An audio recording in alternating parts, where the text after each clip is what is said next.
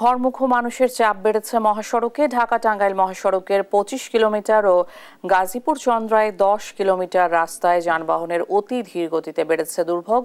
এ নিয়ে আরো জানাতে গাজীপুর ও টাঙ্গাইল থেকে যুক্ত হচ্ছেন সহকর্মী নজরুল ইসলাম ও অভিজিৎ ঘোষ। শুরুতেই যাচ্ছি নজরুলের কাছে। নজরুল, সকাল থেকে তো আপনি পর্যবেক্ষণে আছেন, যানজট পরিস্থিতি এখন কেমন দেখছেন?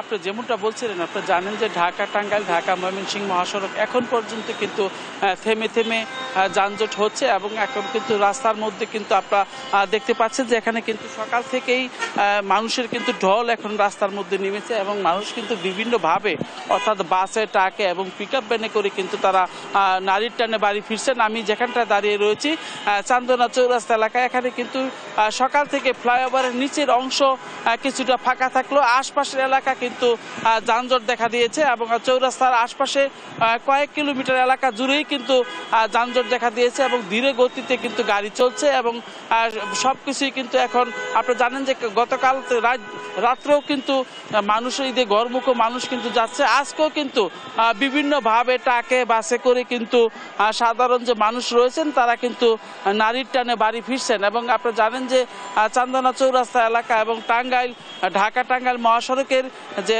চন্দ্রা এলাকা, সেখানেও কিন্তু আপনার থেমে থেমে যানজট সৃষ্টি হচ্ছে। তবে পুলিশ যেটা জানিয়েছে যে রাস্তায় চাপ বেড়েছে, সেটা পুলিশও জানিয়েছে। তো দুপুরের পর স্বাভাবিক কিছুটা হতে পারে সেরকমটা কিন্তু জানিয়েছেন। আপনি জানেন যে আজকে গাজীপুরের কয়েকদিন ধরে কয়েক দফায় কিন্তু ৩ দফায় পোশাক কারখানার শ্রমিকদের কিন্তু ছুটি দেওয়া হয়েছে।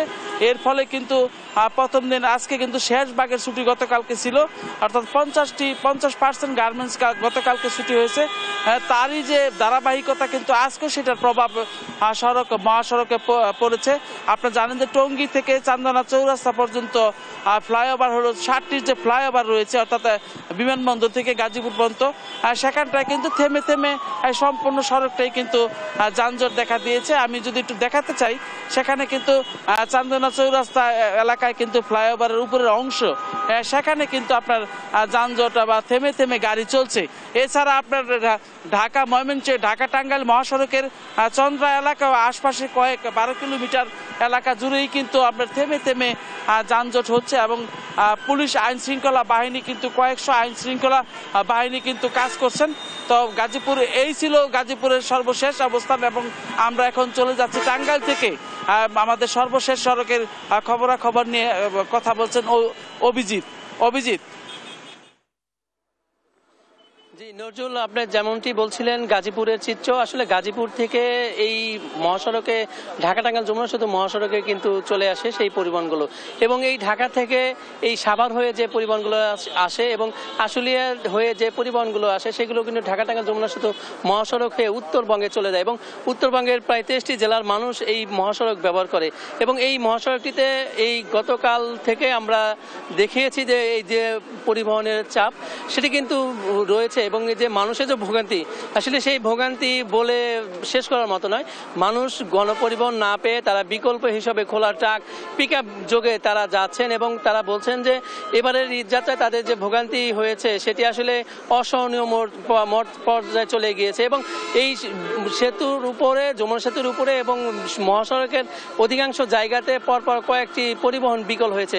সেই পরিবহনগুলো সরাতে যে সময়টুকু লেগেছে এর মধ্যেই মহাসড়কে চাপ বেড়ে গিয়েছে এবং চাপ বেড়ে যাওয়ার কারণে যানজটের সৃষ্টি হয়েছে। এখন পর্যন্ত যমুনা সেতু পূর্ব থেকে টাঙ্গাইলের আশিকপুর বাইপাস পর্যন্ত এই মহাসড়কের দীর্ঘ সারি এবং এর মধ্যে কোথাও কোথাও যানজটের সৃষ্টি হয়েছে বলে জানা গেছে এবং এই মহাসড়কের যানজট নিরসনে এই হাইওয়ে পুলিশ এবং জেলা পুলিশের কর্মকর্তারা সহ যারা আইন শৃঙ্খলা রক্ষার্থে যারা রয়েছেন তারা কাজ করছেন। আপনারা দেখতে পাচ্ছেন যে এই যে মানুষ যে এই যে তীব্র রোদের মাথায় নিয়ে এবং খোলা ট্রাকে পিক আপ যোগে তারা যাচ্ছেন, মূলত এই ট্রাকগুলো হচ্ছে যাওয়ার সময় তারা গরু নিয়ে গিয়েছিল এবং ফেরার পথে তারা মানুষ নিয়ে যাচ্ছে গন্তব্যে এবং মানুষ পরিবার নিয়ে যারা শিশু নারী রয়েছেন তারা পরিবার নিয়ে তারা ঈদে বাড়ি ফিরছেন এবং এই যে দীর্ঘ লাইন মহাসড়কের তৈরি হয়েছে এটি কখন নাগাদ শেষ হবে এটি আসলে নির্ধারিত করে বলা যাচ্ছে না এবং এই ঢাকা-টাঙ্গাইল যমুনা সেতু মহাসড়কে গত 24 ঘন্টায় প্রায় ৬৬,০০০ পরিবহন পারাপার হয়েছে এবং এর বিপরীতে টোল আদায় হয়েছে প্রায় ৪ কোটি অধিক টাকার টোল আদায় হয়েছে এবং এই মহাসড়কটিতে এখন পর্যন্ত স্বস্তির কোনো খবর মিলেনি এবং এইভাবে যেহেতু যাচ্ছে আমরা পরে বুলেটিনেও দেখাতে পারবো মহাসড়কের চিত্র। এই ছিল ঢাকা টাঙ্গাইল যমুনা সেতু মহাসড়ক থেকে আমার কাছে সর্বশেষ ইশিকা।